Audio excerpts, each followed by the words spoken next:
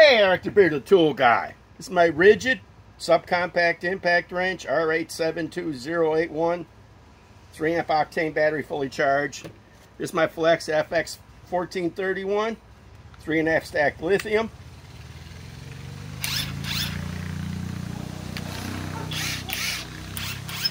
Okay.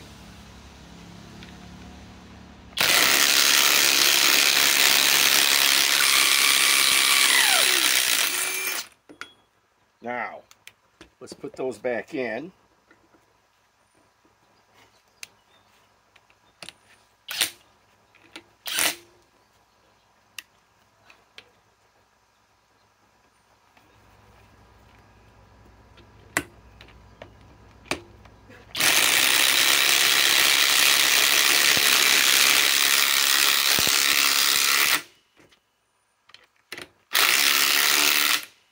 Okay, more testing is required, but I do believe the new Flex compact impact wrench is a little bit stronger than the RIDGID, and I don't know why. This has more impacts, more RPMs, but this is 24 volts.